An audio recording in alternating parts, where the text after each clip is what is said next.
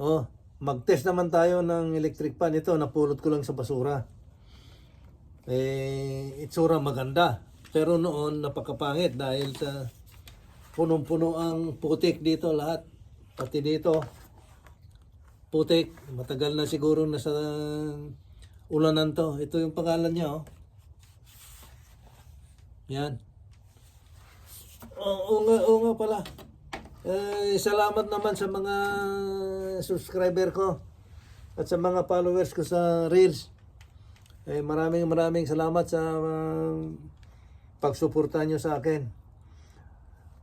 Ngayon, ito ituloy natin. Ito, testingin natin kung buo yung motor.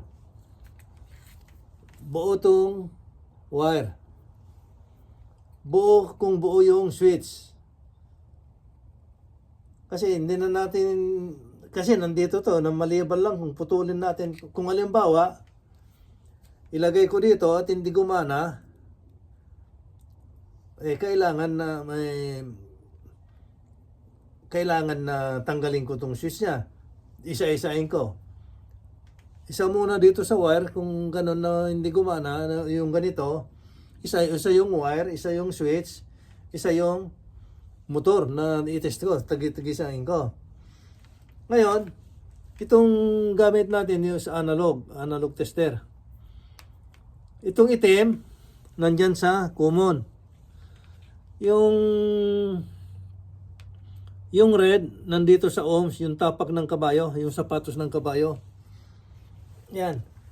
Ngayon, ito, wala naman itong positive at negative. Maski saan mo ikabit ito. Ngayon, yan ganyan. Kung halimbawa, grounded, dapat mayroon tayong mabasa. Ito, ganyan ang hahanapin natin.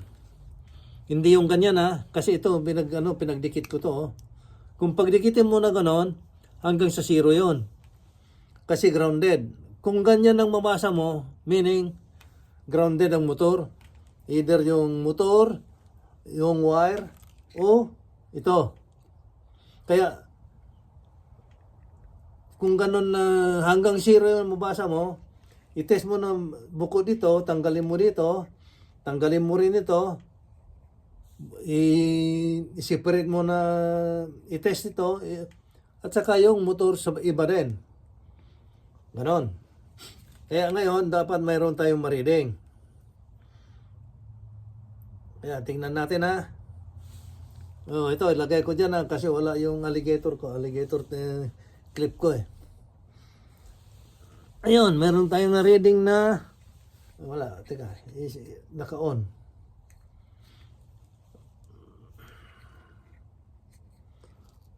Yun, naka-off to. Yan. Off. Yan, in-off natin. Ngayon, i-on na natin. 1.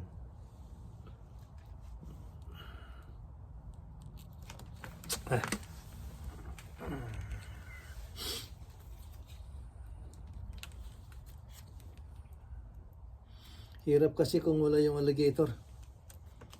Hindi ko na nadala. Nandiyan pa siya nandun sa loob.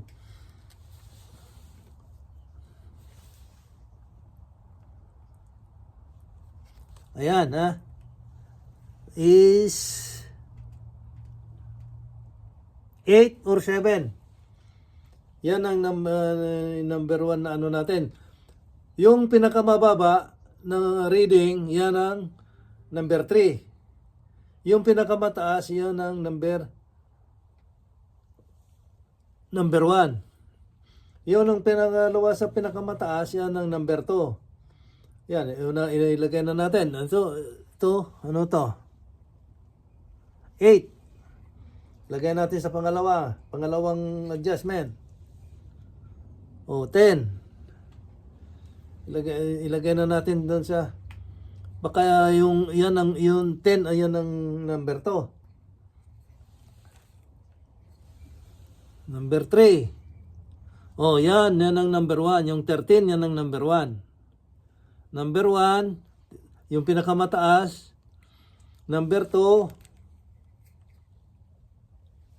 o yan ang pangalawa. Yan ang number 3. Yan ngayon, ang ano. So meaning, na-test mo na tong motor, na-test mo na yung motor, na-test mo yung switch, na-test mo yung core niya. Meaning, ayos. Ngayon, ang tingnan na lang natin kung grounded. Ilagay na natin ulit dito. Tapos, dapat, yan, ganyan na. Dapat, huwag gumalaw ito. Dapat hindi gumalaw yung pointer. Kung gumalaw, hindi pwede. Grounded. Pero ito, tingnan natin. Yan, lagay natin. Yan, ayos. O, ayos. Hindi grounded.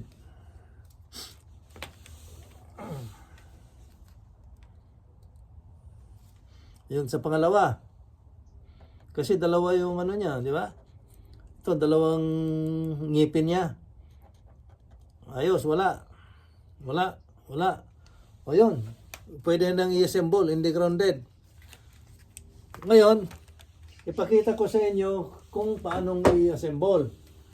Pero hindi ko na mapapakita sa inyo lahat dahil napakahaba kung ipakita ko sa inyo lahat, pati pagtornilyo. Ito,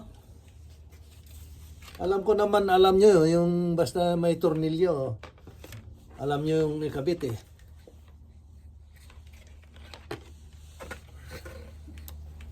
Kita nyo ito, hindi bilog, maraming ngipin-ngipin. Yan o. Yan, ito, nakita nyo yan? Yan o, hindi pantay. Kaya mayroong specific na paglagyan nito. Itong mga ito niya, mayroong lugar kung saan ikabit. Yan mga yan. Kaya bago ko tinanggal, kasi tinignan ko noon, bago ko tinanggal, mahirap to kung hindi ko lagyan ng marka kako.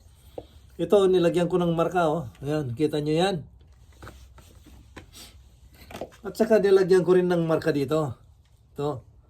Para mas madali. Pagtapatin mo lang yan, hindi mo na dapat na ihanap-hanap pa. Kasi napakahalagang oras na pag-ayos. Kung malit ka ng 1 minuto, mawawalan ka ng 1,000. Libo ang mawawala sa'yo pagka na-late ka na mag-assemble ng 1 minuto. Noon. Ngayon, ito, yung marka mo, diyan, yung marka rin dito, itapat mo lang yan. Pagka napagtapat mo yan, madali nang ilagay. O, yun.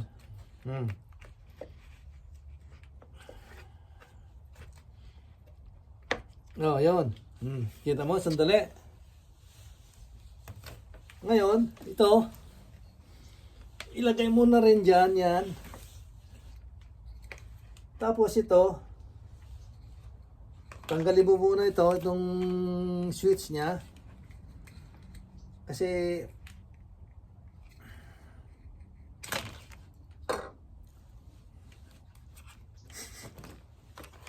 oops.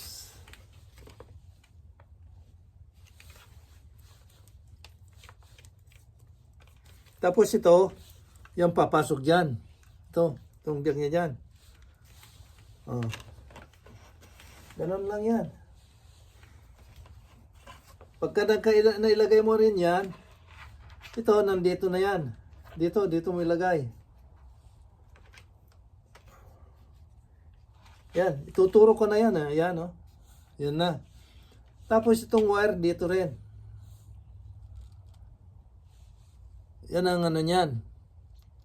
Ngayon, ikakat muna natin tong yung para kasi napakahaba. Tutuloy natin ulit mamaya.